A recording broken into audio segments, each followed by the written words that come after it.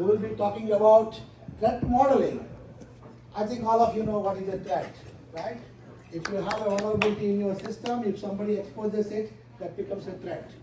So you don't want to do all those things, and threat modeling, with whatever little security knowledge I have, without even writing a single line of code, with a pen and paper and a whiteboard and a marker, you can sit with your engineers and then identify all those points where the hackers, bad guys can come in and make your systems down. So Krutik will tell us how to address those type of things and make it hard for the bad guys to come in. With that, over to you, Krutik. Thank you.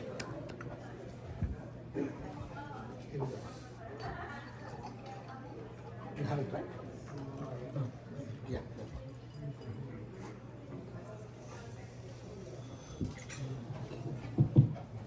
Hello everyone, good evening. So today, as he explained already, that we are going to know about threat modeling and various methodologies to perform threat modeling, and I will also explain about the benefits of threat modeling, and we'll go in depth. So hello, my name is Krutik and I am pursuing my PhD and doing research on secure software development lifecycle, and I also review cybersecurity books in my free time, and during the weekend you will find me in various causes like food drive, like blood drive, and I just want to say one that I'm volunteering for a cause Seva Diwali, and we just had a report like last year we were able to collect 717,000 pounds of food and donate it to various food kitchens across the country. So yeah. So today's agenda would be like, first of all, what is threat modeling? We'll discuss about various methodologies of threat modeling. We'll look into frameworks. We'll look into challenges, best practices, and then what are the latest things in threat modeling in terms of AI, cloud computing, and then how can we scale threat modeling to ground. So we'll start with, like last year we came across a news and we often come across various news of cyber outages, like 23andMe had like hackers stole 6.9 million users data, and last year we came across an incident where CrowdStrike was a kind of center of talk and several airlines got delayed and stuff. So how can we avoid these kinds of scenarios in future? So I would say that threat modeling can help us over here. I would bring a couple of points for 23andMe. So for example, how the attackers were able to get access to 23andMe infrastructure or web application. So I won't doubt the controls in place in terms of security for these kinds of things, but something got overlooked was the attacks, like credential stuffing attack were overlooked, and that's what the attackers used to get the details of these many users. One more thing was, like, to an extent that not only the details of the users, but their data of their relations with various people was also exposed. So other thing which was overlooked over here was rate limiting on the API's part, that bots were able to gather this much amount of data without getting blocked. So what is threat modeling? So threat modeling is basically a structured process to identify various threats and to come up with the mitigations on those threats. Also, we want to monitor what we have done is how we did it. So that's also a part of the threat modeling process. So before starting or going in depth, I would like to ask you all a question, like, how many of us know threat modeling? Can we raise the hands? Okay, a lot of people. Like, second question is, how many of us don't know threat modeling? Can we raise the hands? Okay. So those who raise the hands that they don't know threat modeling, I would say that you also know threat modeling. I'll give a simple example and then we can understand what exactly threat modeling is. So for example, when you go out of house or when you came to this event, we carry jackets, or based on the weather we carry the necessities, like if it is going to rain we carry umbrellas. So technically that's what threat modeling is. So what we all did was threat modeling on the system is a human body. So that's what we are doing threat modeling on, and that's asset. Threat is cold weather. Vulnerability is basically our body's inability to maintain the optimum temperature if it is cold, or we can like for example for rain we might get wet and we might get sick. What is mitigation over here? Mitigation is basically we are carrying the jacket, so that becomes mitigation over here.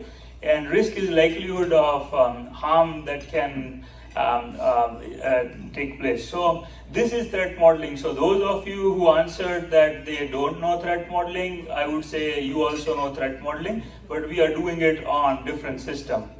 So now let's go into goals and principles. So key goals of threat modeling are like identifying the potential threats, and generally we'll go in depth like when to perform threat modeling, but threat modeling is basically done at a very early stage, and it is a key component of shift left methodology in application security domain. So understanding the potential threats, evaluating the potential vulnerabilities on the system beforehand when we are working on the requirement phase, or when we are just having the architecture diagram without the system being in place. So we also discuss about the mitigations during the threat modeling. So whatever the threats we have identified, we will be doing, like we will be coming up with the mitigation and best practices for the development team, for the infrastructure team, for the DevOps team, so that beforehand we can come up with the security controls that can help us mitigate those threats. So why threat modeling and when to perform threat modeling? So we covered key goals about threat modeling, but we'll just go when to perform threat modeling. So this is the software development lifecycle. Generally we form, yeah. A quick question, is the slide in sharp focus, and can you make the slide any bigger to completely fill the screen? We need to move the... So we need to move this, and we don't know what will be the implications. Yeah, and we are also short of time, so I would like to accommodate some time for the next speaker as well, so I think it will be tough for us now, yeah. So we'll discuss about some phases of software development lifecycle, and then we will try to go into depth of when can we perform threat modeling and what are the kind of... So phases of software development lifecycle: requirements, design, coding, testing, and deployment. So how can we add security to the software development lifecycle? And that question will give us the answer to perform, like when can we perform threat modeling. So in the requirement phase, generally like security requirements are added, like understanding what developers or what system we are building and what kind of security requirements is needed over there. Then at the design phase, we perform threat modeling. So once we have some outline of the requirements in terms of what system we are developing, we will go into performing threat modeling and coming up with the threats and mitigation of it. In the coding phase, we generally have static application security testing and software composition analysis.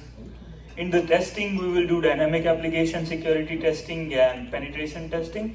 And while deploying also, we'll do vulnerability scanning, some bug bounty programs, and the penetration testing exercise will go on.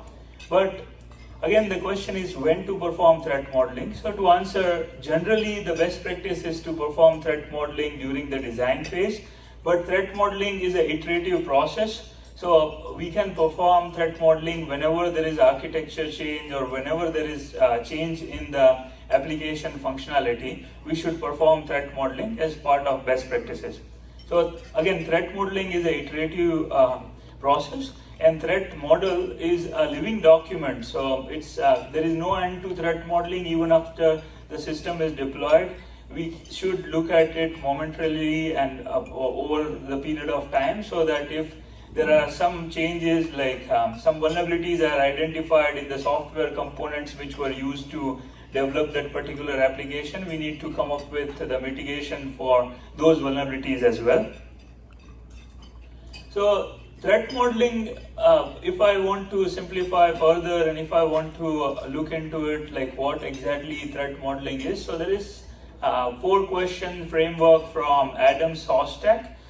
He used to work at Microsoft, and so what are those 4 questions? So particularly when we are working with the development teams or infrastructure team, what we want to understand is what are we building or protecting. So this question answers us a question about the requirements or what exactly the system is. The more the document we have, the better it is. For example, generally in my experience as a product security engineer, I have faced that the documents on the development side are always incomplete. What do I mean by that? For example, we don't have complete data flow diagrams. So for example, if one component is communicating with other component, I also want to know whether it is going on a secure channel, HTTPS or HTTP, because there can be a man-in-the-middle attack, which is also one of the potential threat. There can be tampering of the data in transit, so there can be another threat. So we want to understand exactly what exactly the system is and how the communications and whatever the details we can, more the better. So then the next question comes is what can go wrong? So this question will give us number of threats, like what can go wrong, a couple of examples I just gave. So this question will give us the list of threats. Then what are we going to do about it? So this question is about identifying the mitigation of what can go wrong. For example, I said that if we are, if the APIs are working on insecure channel, for example HTTP, so what can go wrong? There can be a man-in-the-middle attack. What can we do to make it correct? So I would say always utilize secure channel. This is a simple example I am taking. And then the last question is, did we address everything effectively? So we want to monitor whatever we did. We don't want to just keep it as it is. Like once we have mitigation in place, we don't want to forget that what was going on. It's a continuous process, so we want to maintain that. So threat modeling revolves around this 4 questions. And what are the various threat modeling methodologies? So as said, like example we took was around identifying the threats, but there are various methodologies like identifying assets, identifying threats. Then there are some frameworks which we are going to discuss after this one, but basically whatever the threats we have identified, we can cover, we can put it in some buckets in terms of frameworks. So mapping it to the framework, then identifying potential impacts of it and designing the mitigation. So what are the frameworks available for performing threat modeling? So one of the popular framework which we are going to dive deep in is STRIDE. So STRIDE is basically acronym, so we'll go in depth later for that. But 2 other frameworks which are DREAD and PASTA. DREAD is based on damage, reproducibility, exploitability, affected users, and discoverability. Whatever the components being in the architecture diagram, we map it to these 5 factors, and that's what DREAD is about. One more thing about DREAD is it's risk focused rather than threat and mitigation focused, so it maps around the risks. Then there is PASTA, process for attack simulation and threat analysis. A cool acronym, but yeah, this also revolves around PASTA. Now the next question is what to use, because we have these 3, and before 3 days Microsoft came up with one more framework for threat modeling on AI applications. which we will talk about in the future talks. Consider this as kind of a part of series. So we have many frameworks, but what to use? So based on the organization and based on the needs, what we have, we can pick the best for us, but we should include threat modeling in software development lifecycle, and again saying that we should consider it as important component for shifting left. Most of the organization I have worked with use combination of Stride and Pasta. For example, I am working at fintech organization and we are using the combination of both. We'll go in depth in Stride, and Stride can be developers also can be trained on Stride. So, and it is simple to understand. So Stride stand for spoofing, tampering, repudiation, information disclosure, denial of service, and elevation of privilege. So whatever the attacks we can think of between various components of the services, we will think in terms of these, and we'll take example of three-tier architecture, and we'll do a small kind of exercise in terms of what threat modeling, how to perform threat modeling on a simple architecture, and then we'll also discuss about the tools used. So let's assume that this is very simple architecture, like client, server, and backend database generally we come across. Architecture is not this simple, but for the sake of understanding Stride, we'll use this. So what are the tools of trade?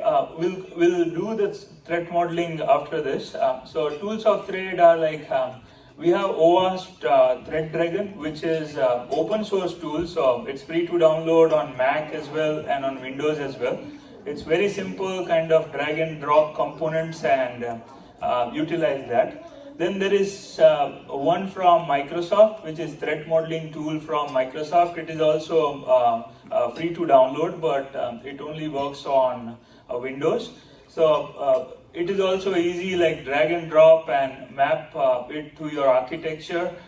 It has connections so that you can utilize those connections and give details about it, like what kind of connections look like communication connections. For example, it is HTTP, HTTPS, it is using TLS 1.1, TLS 1.2.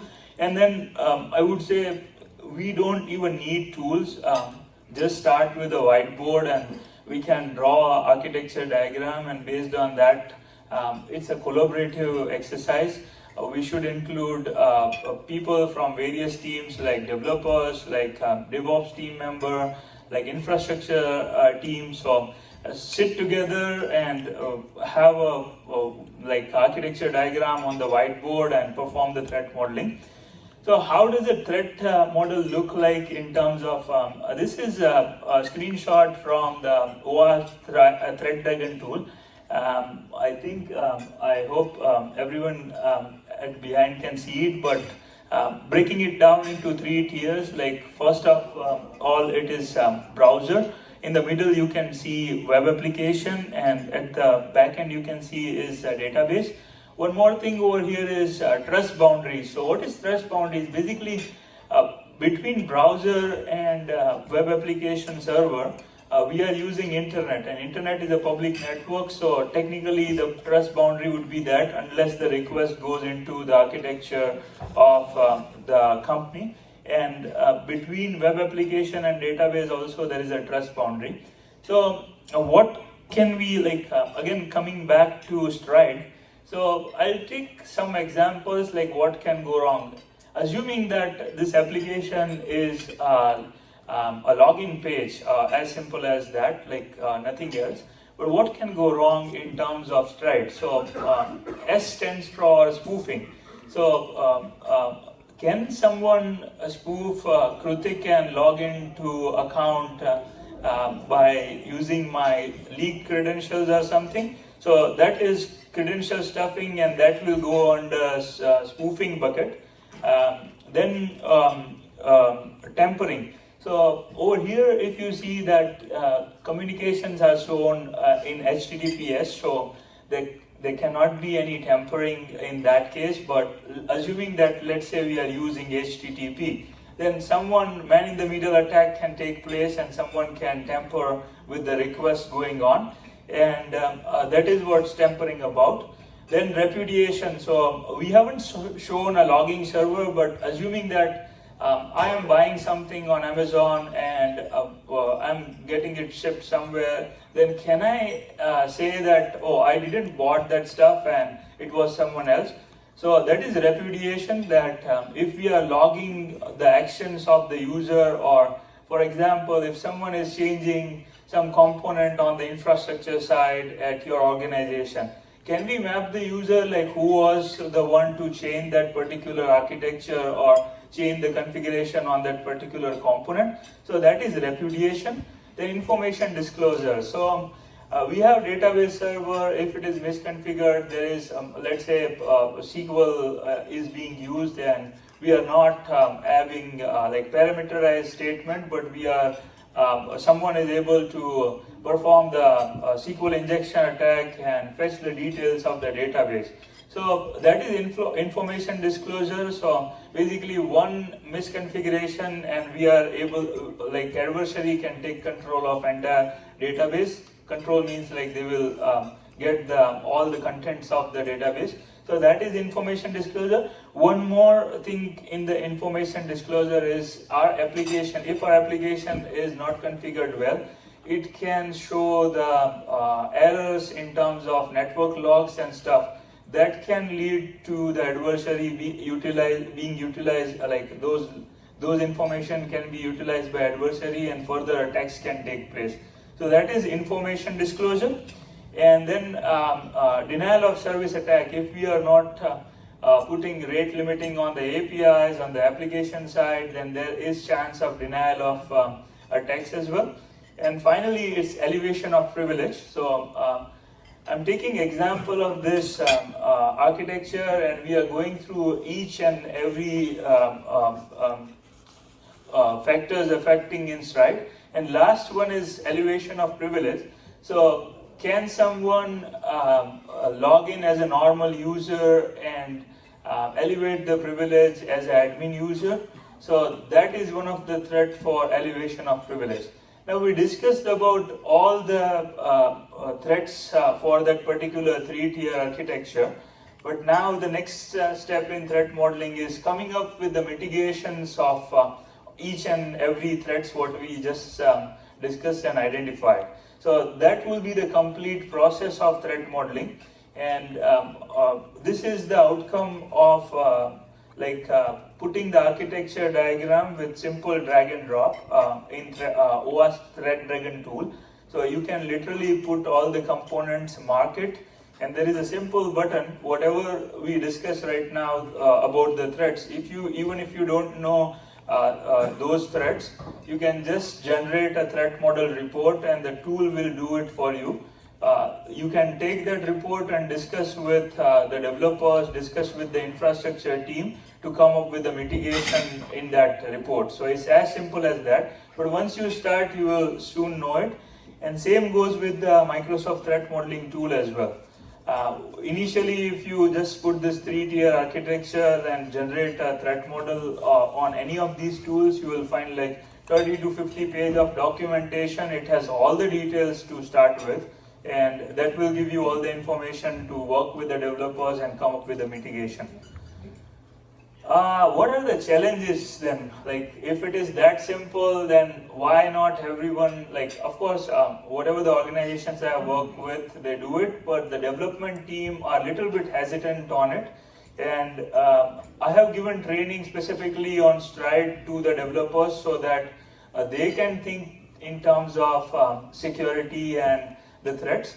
One more benefit of it is thinking about the security champions program. So we don't want the developers or other people in the engineering team to become a security engineer, but we definitely want them to think in terms of security when they are developing something, when they are writing code, or when they are changing something on the infrastructure side.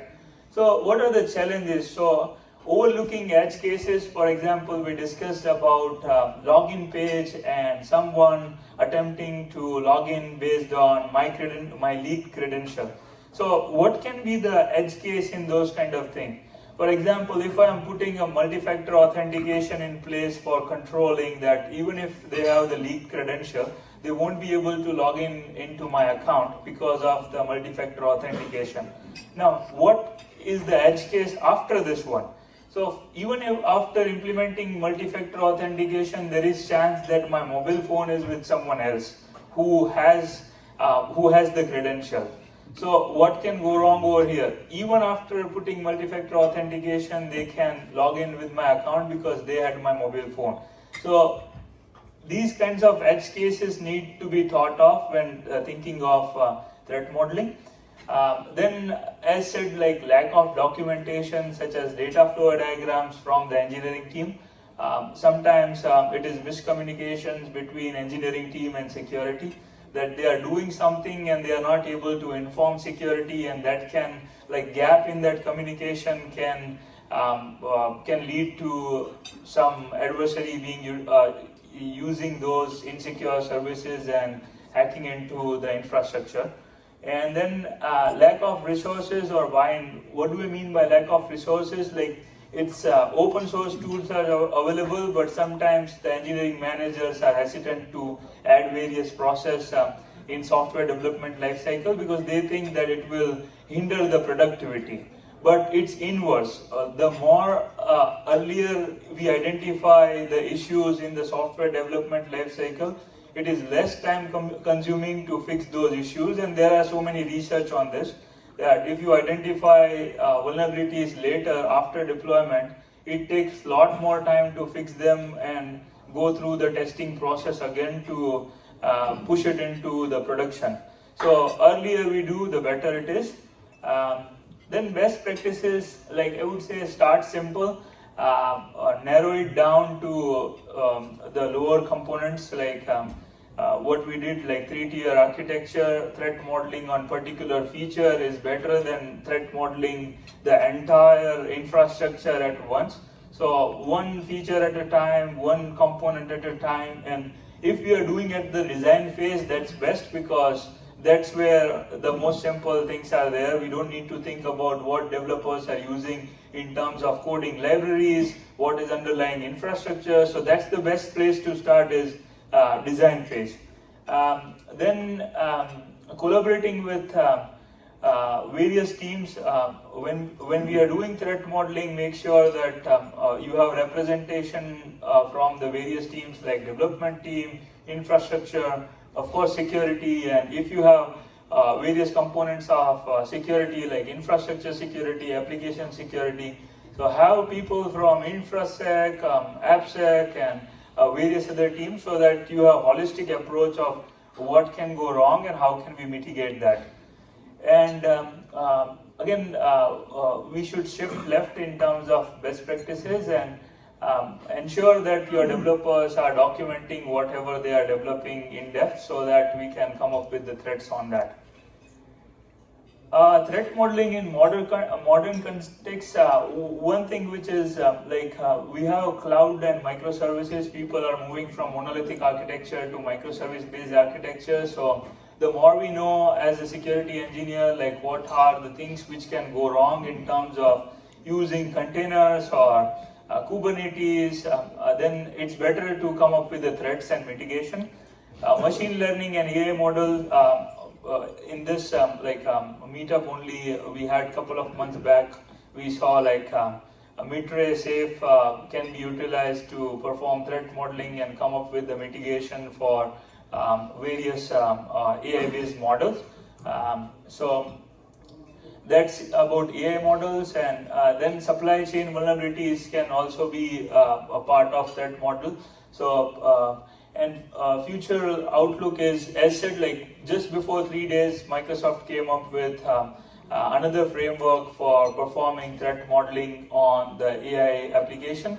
At the same time, I would like to just add is Stride can be utilized in the future technology as well, and the current AI-based implementation as well. For example, when my company was implementing OpenAI's API to give the chatbot to the user, I utilized Stride to perform threat model on that implementation, and I think it's a wonderful approach to start with, and it's easy to understood by developers as well. So not forgetting the old, but at the same time looking at what exactly can be achieved with the new technology. Example, we can utilize various chatbots, Gen AI to scale the threat model and automate that as well. Like how can we automate based on the information just available in the README files on GitHub. So that can be utilized and we can automate various things because number of people working in security versus number of developers and other engineering department is always very high. Like for example, number of security engineers at my company is 13 and number of engineering is roughly about 300. So the ratio is always huge. So we need to utilize scalability as much as possible. Key takeaways over here is threat modeling is a structured process to identify various threats and mitigations around it. It's an iterative process, never ending, so keep doing it whenever there are architecture changes and stuff. It should be done at the design phase. That's one more thing. It closely aligns with the regulatory compliance such as HIPAA and GDPR with various things like risk assessments and stuff. So it's helpful in that as well, even if you are doing compliance portion of it. That's pretty much it. And any questions in threat modeling which I can answer? Yes, sir. You were talking a little bit about using AI, like an AI-assisted threat modeling. Can you mention any tools for that? Yeah, there is one called Stride GPT, but as said, like this is first portion of the talk. I'll request more talks in ISACA, and if I get, then the next one would be just on that, like how can we use modern tools and how can we utilize AI to perform threat modeling, and then scale that entire program with utilizing Gen AI. Yeah, but to name the tool is Stride GPT. Yeah, but I'm not sure how accurate it is. I myself is working on automating various things with Gen AI, so I'll see the result of it and then we can take it forward. Yeah. Yes. My understanding is that the Singapore government, they came out with a AI tool, AI basically testing tool. Are you aware of that, or the framework? I can't remember the name. I think I read about it when they launched it, but I didn't got chance to use it. But the most famous right now is Stride GPT, and I think as said that utilizing various README files on the GitHub, utilizing how the infrastructure as a code can also be utilized and feed into a Gen AI layer, and that can be utilized to get the threat model out of that information. Yeah. Yes, sir. Hi. So my question is, and I appreciate you, and you're very right in what you presented. Very, very true. Thank you. When in today's world, it's bundling of services, right? So not all code is generated in-house. It's generated by AI system, open source, and different items, right? And then you make external calls to get certain services done. How do you do threat modeling in that case? In a monolithic system, when you're building all the code and the design, it's much simpler, right? You can do all that. But when I'm bundling services and making external API calls, I don't know everything. So how do you deal with that challenge when you bundle services and threat modeling? So to answer that, I would say, I said like we need documentation to perform threat modeling. If you are not aware of where the data is flowing and on which channel, what data is going over there, how will you come up with the threat model, right? It's not possible. So there are like Datadog is there, right, for data flow visibility. That can be utilized to understand what data is flowing where. When it comes to third-party APIs, you have limited control on them. So whatever the data being sent from your company to that third-party services, you can control that, but you cannot do anything about the insecure implementation of APIs on the third-party services, right? And that's why we said like a couple of challenges also revolve around the third-party visibility on that. And there are SOC 2 reports generally when I check the third party is being utilized by the developer, when they request security team to review those things, we ask for SOC 2 reports, we check how the implementation is there on their side, and then we approve those services to be utilized. So to answer your question, it's you need to go into phases and make it as simple as possible. Because if you don't know about various things, it's hard to come up with threats, yeah. Thank you. Thank you so much for your session. Based on the session, you are saying a lot of tools that we can use. Then, based on my experience, I thought tools give a lot of false positives or true positives, I don't know. So how do you overcome that part by using tools? It's about brainstorming. So when you are starting into threat modeling, right, if you don't know what can go wrong, you need to utilize some tool, and in the tools it generates a report. As said, like once the report is generated, you sit with individual stakeholders from different team. If they say that this is this threat does not apply to particular scenario, just write it down that in the comments that this does not apply. But documenting it's very important, because what I have realized is sometimes developers or other engineering departments are overconfident about various things in security, but when the actual threat comes, you can map it that okay, we discussed about it, we considered it as false positive, but it was true positive. That gives you kind of a holistic, like 360-degree connecting the dots, that okay, you did the threat modeling correctly, but information was kind of acting as a gap, and that has led to this identification of the vulnerabilities. Great. Yeah. So you're basically making sure that do the false positive analysis by using the manual mindset. Yeah.